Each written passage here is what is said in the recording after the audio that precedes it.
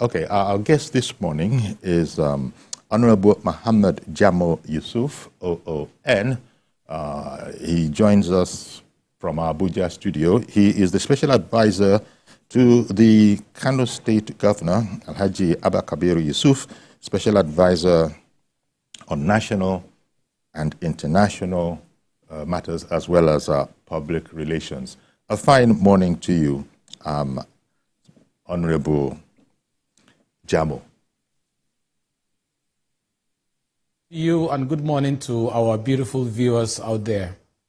Indeed, indeed. Thank you very much. Now, quite a hefty topic that we have this morning, because we're talking about education, and in particular, education at a foundational level, I would imagine, but then you would talk to us a bit more about that. At a fair in Kano, on study in Europe, that was the occasion upon which His Excellency the Governor, speaking through his deputy, had, intimated the public with the fact that there were over 1 million, just around 1 million out-of-school children in Kano, and this is indeed a big challenge. Now, as I said, the matter came out this time around because it's been a long-standing issue, but it came out this time around at the Study in Europe Fair. So first of all, maybe you could tell me about that, because clearly there are other parts of the citizenry that are at a sufficiently advanced level to be able to study. That will be further studies in Europe. But the governor was particular in mentioning out-of-school children. So I would take it that he meant the rudimentary, the elementary stage, the primary school. Maybe you could give us a bit more clarity over that mentioning by the governor of over 1 million students, 1 million children in Kano being out of school. Yeah, thank you so much for that question. Even before the governor said, I am sure over the years we have had the National Bureau of Statistics given a lot of statistics about how the Northwest in particular has a very large number of out-of-school children.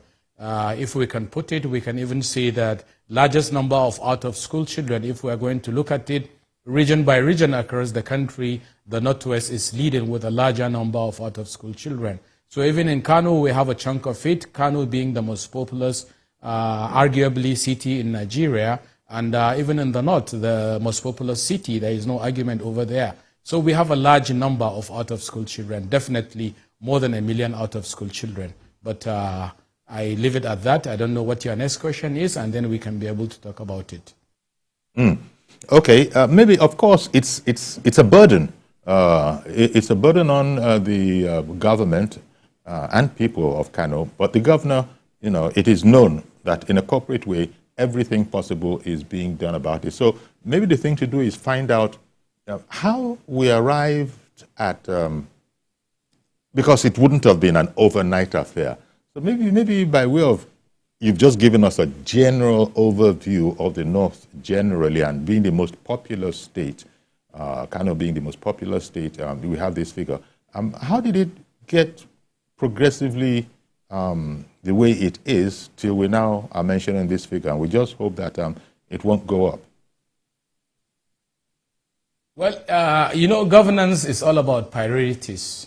And if we are going to talk about how it come to where we are today, when we look at it from, probably we say from when we got independence till date, we have had several governors who have governed Kano. But it's all about the priority of the governors, the leadership, the people at the helms of affairs, the community leaders and things like that. It's all about what they prioritized. But I can tell you, because a lot of times so many people have come into the position of authority, and I think they have portrayed a nonchalant attitude towards this issue. It becomes a very big and heavy burden that we are now living with. So it's a thing that have accumulated over the time, but to God be the glory, this current government now is coming in to face this task head on. And thank God too that this current government is an offshoot of another government which 8 years ago when Governor Rabiu Musa Kwankwaso then was in office, he has done quite a lot in trying to see that he assuage those issues of trying to get more of the younger generation back to school and things like that. And it's now another government that is an offshoot of what has happened 8 years ago, and the current governor is trying to continue, and we have already rolled out quite a large number of programs that we can be able to say in the next 4 years we have a well planned out strategy that we can get more and more children back into the school. And I'm telling you, it's going to be something that we can conquer and get the story changed to a state where it's having less number of out-of-school children. Okay. Okay, then. Now, I imagine, and maybe we'll also talk about that, the infrastructure that is going to be necessary for the figure that we're talking about is it's going to be quite substantial. But I'm sure you must have conducted a study. So when we say generally about 1,000 out-of-school children, what are the age ranges? Because there's the temptation to look at it and think of it as people who should enter school that have not entered school. But if that happens this year, it happens next year, it happens the year after, then you have children of varying ages that are out of school, right up to maybe children of secondary school age. And then when you look at the infrastructure that, and you've just told us that it's a matter of priority. When you look at the infrastructure that's going to be necessary to dent that kind of a worrying figure, what are the calculations? Because you've just said that you are confident, nobody's resting on their oars, and so something substantial is going to be done. It's a humongous task, isn't it? And then when you look, what are the dangers of not being able to address this situation appropriately when you have people, quote unquote, roaming around, not being in school, virile youth? Okay, let me start by the latter that you just mentioned now. When you have a large number of out-of-school children roaming around the street, what does it become? It becomes nothing but a keg of gunpowder. And I can tell you, those nonchalant attitude by several leaders in the past who do not care about trying to right all these wrongs, part of the reasons that got us to where we are today, whereby we are being faced headlong by banditry, the Boko Haram, and several other issues in the northern part of the country. But I can tell you, when we look at what we have on the ground now in the area of infrastructure, once His Excellency Abba Kabir Yusuf came into office, his first priority from day one, in fact, before he came into office, let me tell you this clearly, that Governor Abba Kabir Yusuf was voted in 2019. Unfortunately, he didn't make it to office, and voted again in 2023. Unfortunately, now he made it to office on just one thing. A lot of people in Kano believe the main focal policy of his administration and what he has been campaigning over is all about education. And the beauty about it, when you move around during campaigns, you see a lot of young boys and girls carrying placards and saying, take me to Harvard, take me to Massachusetts, take me to Oxford. They want to go around the world. They want to be educated. They want to be at par with all the amazing, wonderful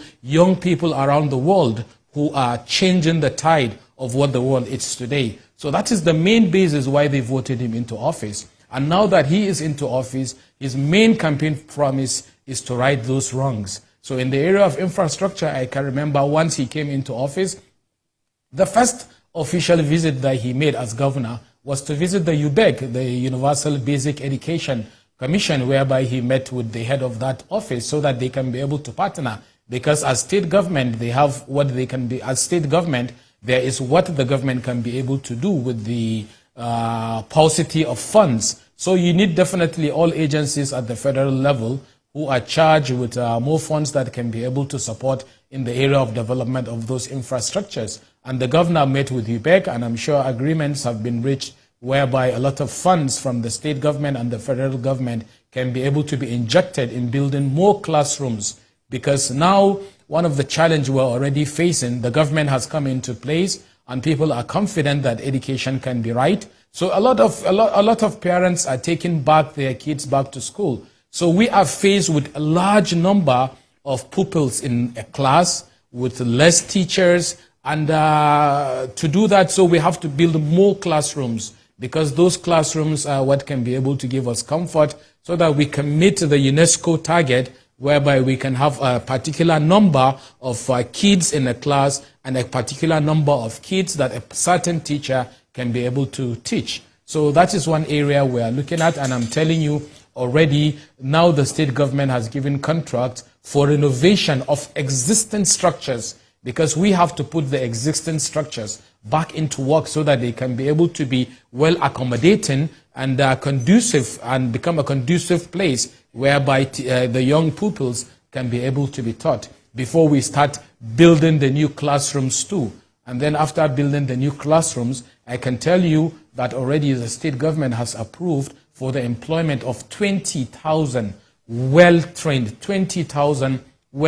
teachers, so that we can be able to make sure that we have enough qualified teachers that can be able to help us to face the task of giving quality educations to these young pupils. And then another thing we are even looking at is we are trying to make sure that at the end of the day, one desk per one pupil, one desk, because now you can go to a classroom and see one desk and you're having 5, 6, 7 pupils all around it. So at the end of the day, you have to have some of them even on the ground, on the ground trying to write. That's not conducive enough.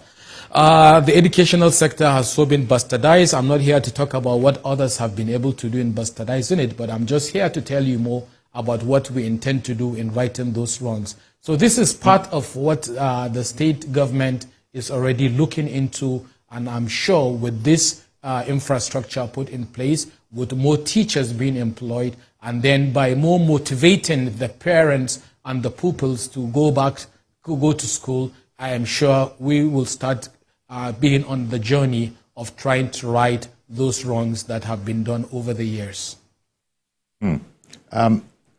Now, since you even spoke about it, because actually, I had said that this information, even though it will be well known to the professionals concerned, it was upon the occasion that when it got reported in the press of a study in Europe fair. Now, clearly, that is aimed at other types of students, which immediately tells us that there are different categories of youth in there that need to be addressed differently. Clearly, the study in Europe fair will be looking, I imagine, at more advanced students who were not challenged in terms of their earlier education. They would have to be qualified, I would imagine.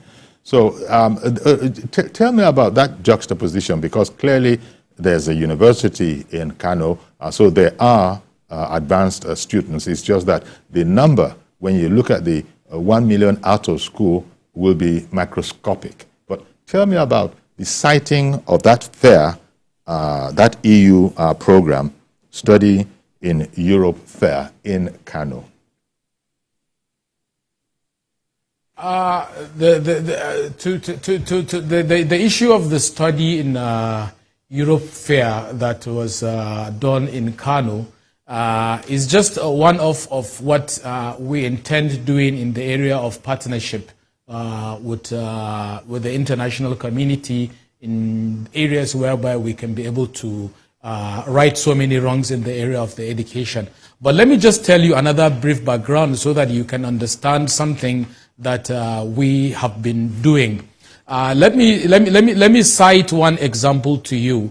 I can remember, because I've told you that this current government is an offshoot of a former government. So I can tell you in 2011, when that first government was coming into office, let me tell you what we faced at that time, which is part of what has broadened our horizon on what we intend to do now as we go forward.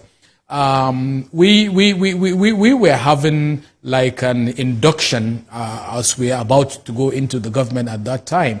And then we had the Vice Chancellor then, Professor Rashid, who was just the gentleman that resigned from the National University Commission recently. That time he was the Vice Chancellor of Bayero University, and then he came to address us. And then he was citing a challenge that he was facing. Bayero University, Kano, has opened its portal and it wanted to accommodate and give admission to intending students who wanted to get admitted into the Bayero University at that time. And they received at that year in 2011, 65,000 applications for young boys and girls that wanted to go into the Bayero University. And that 65,000 persons, I'm telling you, are just from Kano, not from even other states. And the only position the Bayero University Kano can be able to accommodate is nothing but about 4,000 at that particular year. And that was why at that time we were left with no option but to address another major area. That was why the Northwest University in Kano was implemented at that particular year, because so that we can assuage what Bayero University Kano cannot be able to accommodate in the area of giving admission, we can be able to give admission to them at the Northwest University. Already the Kano State University of Science and Technology was still part of the offshoot of what the same administration has been able to do. So now we have the Kano State University of Science and Technology, we have the Northwest University, we have the Bayero University, and we have all universities across the north and southern part of the country. But there is a quota of the number of young boys and girls that all those universities can be able to accommodate. So we decided to open the horizon and give opportunities and scholarship for intending students from either from Kano State who want to study, and they have done very well. Those who have big talents, they have passed with flying colors. So just to motivate the ones coming up, and then the state government decided to open up a vista of opportunity for these young boys and girls to go to the the first Ivy League universities around the world, to go and study everywhere you want to go around the world. I beg your pardon. We're just getting, thank you very much, Honorable. One moment. I've got to take a break away from this for a moment. Now to return to our program, and our guest there, Honorable Mohammed Jamo Yusuf, OON. We just took a break from there, coming back to, Special Advisor to the Kano State Government. And he's been telling us about developments in the education sector. Okay, thank you very much for talking to us about the advanced level aspect of it. Now, when people talk about a large number of out-of-school children, I wonder, is it entirely out of education? By this, I mean that it is known that in the North, there also is an aspect of education that is almost equally as important as the Western education, talking about Quranic education. So I don't know if a distinction needs to be made that, look, it's not as if people are not getting any education at all. It might not, it's just that perhaps it isn't the wholesomeness that has been planned, where Quranic religious education is going side by side with Western education. Could you also clear that up? Okay, thank you so much. And yeah, most of the times when the statistics are being taken about education, usually the concentration is more about the Western education. But what we intend doing now, we are trying to look equally into those areas of education. Already the federal government has set up an agency which is called the NBAIS, the National Board for Islamic and Quranic Education and things like that, which can be able to give opportunity for those who have learned the Islamic concept of education to be able to go further for further education at the university level and things like that. So even now in the state, at the state level, we are looking at that particular aspect. That is why already now in the state, we have called all those who have been able to learn the Quran at heart, and they know the teachings and the jurisprudence of Islam from that perspective, so that they can equally be given opportunities to even get scholarships to go to countries whereby they are already laid down rules and procedure that can be able to give them opportunity from learning the Quran to be able to go straight to the university where they can further their education. So it's a mix of all that. But I'm telling you, despite the number of people too that we have who have had some certain level at the Islamic level, and then those two who have had a certain level of understanding within the Western style of education too.